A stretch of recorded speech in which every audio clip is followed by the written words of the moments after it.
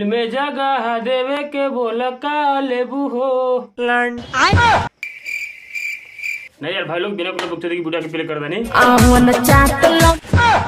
का कलिया यार ये महिला का चटवावल चाहती है केकरा से चटवावल चाहती है देखे के पड़ी भाई देखे के पड़ी समझ रहे हो हे म्यूजिक लगाओ तो आगे गाना बजाओ संस्कार कोइल छोरी के आवन चाटलो मनी से कसेब ढोरी के अरे छुछु नरिया जाके सुअर हगले बने सो के हिल साफ कर सारा बस का गाय की नहीं खे आ भाई लोग देखो जाकर मुंह बनावा 70 रंग का हाय नजर ना लगे तुझे भोसड़ी वाली लौके के लाड़ नहीं चाहिए चशम में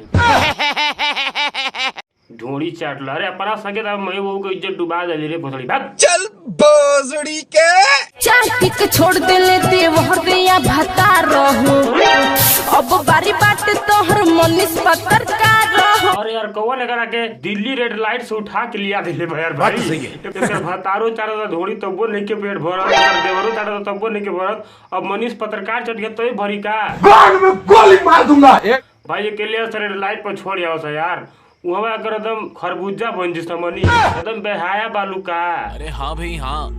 लाज नहीं खे नहीं उमरियों का लिहाज करो ये तो ऐसे ही रोस्ट होइबू हमेशा बात सही है कि नहीं बात तो सही है माँ मीना रिकॉर्डिंग स्टूडियो खड़वा बाजार मोतिहारी। हाँ तो ऐसे लोग कुल लड़ावा स्टूडियो में रिकॉर्डिंग हुई गाना के तो कैसन कही हंस ये कुल लगे हंसन अरे वो खड़वा बाजार कथ सारे लड़वा बाजार नहीं कथ खड़वा बाजार आवन चाटलो अरे अरे वही नहीं मन विकार है चोटे कर भी का अरे भकुरा अरे सारे दो तो नहीं चाट देकर धोड़िया तो लेकिन एक बात बता दे कैसे चटे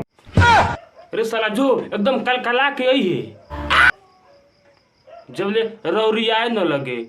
भोसड़ी वाली कहीं ने का आसुन एक ठतनी तू हूँ गाना एक के तनी सुना तो नहीं जी बारे मनीष भैया है पैसे छोड़ी के हड़वा समझे क्या हमारा के दे दो हम चाटे तहरा ढोड़ी के हाँ ठीक गईले ह यही लायक बटले भैया कम से कम भोसड़ो अपन नहीं तो अपन माई बाबू के तो इज्जत देखले रह तू तक भाई आज के वीडियो इतने रही मिले जी कबो के नेक्स्ट वीडियो में तब तक के लिए बाय सर्दी हो गल यार वजिया घाव आवा था हमारे का वैसे कैसों वीडियो बनाओ तनी एक बात और 30 दिन का चैलेंज अपने आप से ले ले बानी कि 30 दिन प्रतिदिन एगो वीडियो जरूर डाला 3 मिनट का चाहे 4 मिनट का चाहे 5 मिनट का ठीक मेरे जी कबो के नेक्स्ट वीडियो में तब तक के लिए बाय